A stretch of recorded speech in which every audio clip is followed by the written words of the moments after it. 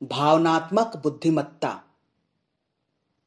पहले आईक्यू के आधार पर व्यक्ति की दक्षता का परीक्षण किया जाता था, लेकिन आज ईक्यू, एसक्यू जैसे पैमाने आ गए हैं, जिसमें ईक्यू भावनात्मक बुद्धिमत्ता से जुड़ा हुआ है।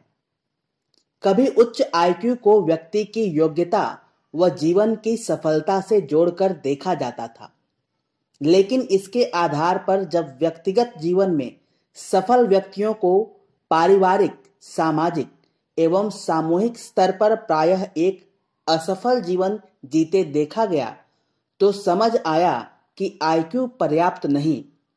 इसके साथ भावनात्मक समझ से जुड़े ईक्यू की बात उठी। सन 1950 में प्रकाशित अपनी पुस्तक emotional intelligence why it can matter more than IQ में अमेरिकी मनोवैज्ञानिक डेनियल गोलमैन ने सबसे पहले इसकी पर्याप्त विस्तार से चर्चा की। हालांकि इस शब्द का सबसे पहले उपयोग यूनानी दार्शनिक अरस्तु को करने वाला माना जाता है।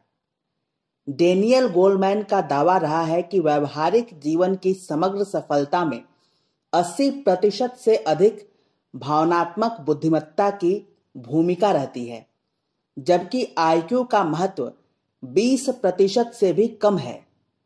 साथ ही उनका यह भी मानना था कि महिलाओं में प्रायः भावनात्मक बुद्धिमत्ता अधिक पाई जाती है और वर्तमान परिस्थितियों में भावनात्मक बुद्धिमत्ता का महत्व बढ़ता जा रहा है।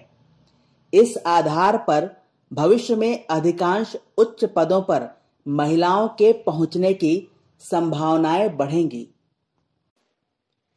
डेनियल गोलमैन ईक्यू को 5 क्षमताओं का समूह मानते हैं, जिसके अंतर्गत सेल्फ अवेयरनेस अर्थात स्व जागरूकता, सेल्फ रेगुलेशन अर्थात आत्म नियमन, सेल्फ मोटिवेशन अर्थात आत्म अभिप्रेरण, एम्पथी अर्थात समानुभूति तथा सोशल स्किल्स अर्थात सामाजिक दक्षताएं शामिल हैं।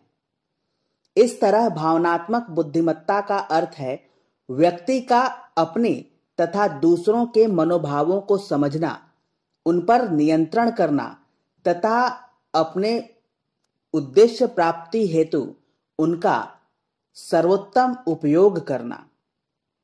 भावनात्मक बुद्धिमत्ता के आधार पर ही व्यक्ति अपने गुणों की समझ व परिस्थितियों की पहचान आसानी से कर पाता है। इसके आधार पर व्यक्ति अपने बातचीत के ढंग, आचरण तथा संबंधों को मजबूत करने में सफल होता है। अपने आंतरिक संतुलन के साथ कार्यक्षेत्र में अंतर संबंधों को बेहतर बनाने में ईक्यू महत्वपूर्ण भूमिका निभाता है।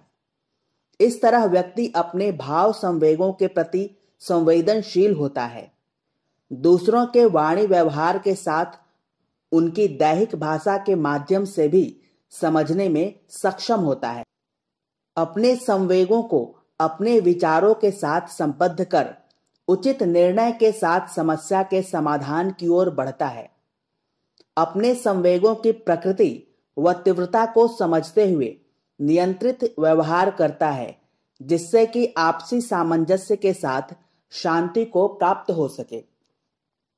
भावनात्मक बुद्धिमत्ता के साथ व्यक्ति अपना सटीक स्व मूल्यांकन कर पाता है और भावनाओं की अभिव्यक्ति करने में सक्षम होता है।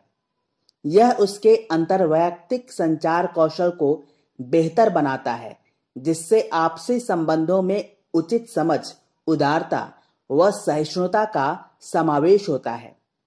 ईक्यू एक प्रेरक व आशावादी दृष्टिकोण बनाए रखने में सहायक रहता है और यह व्यक्ति व समूह की कार्यक्षमता में बढ़ोतरी करता है तथा नेतृत्व क्षमता के विकास व सशक्तिकरण में सहायक रहता है।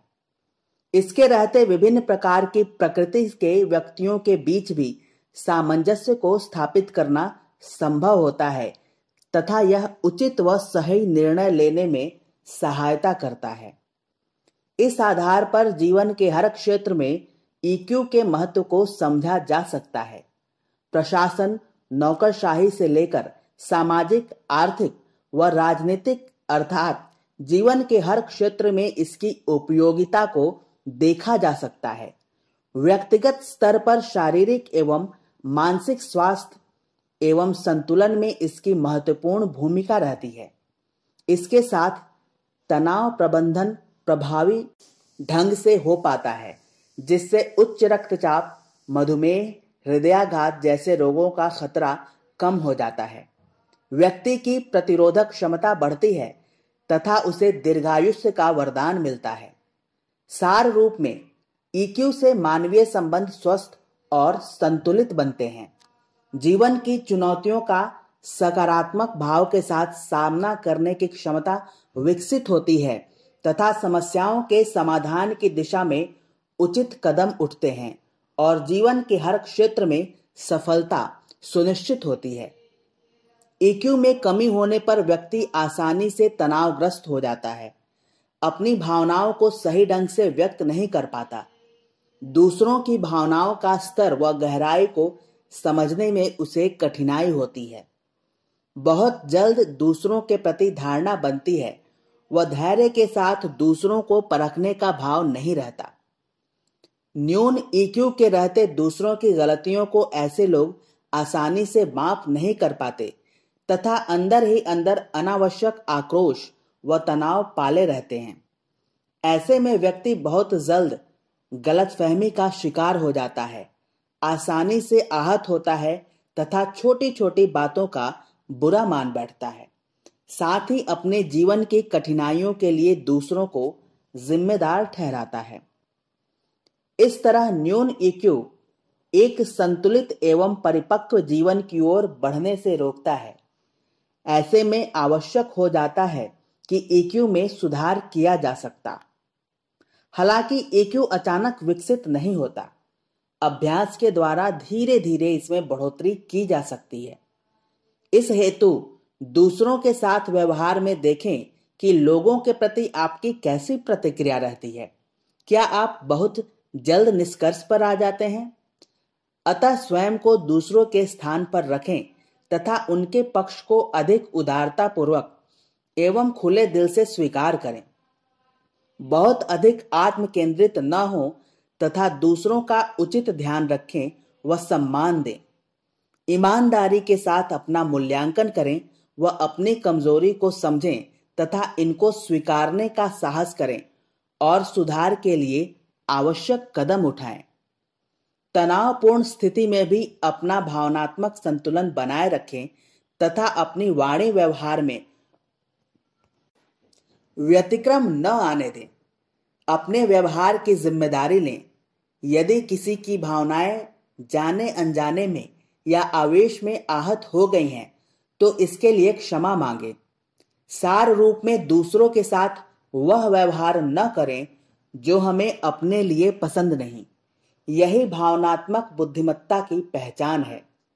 अखंड ज्योति, अगस्त 2022।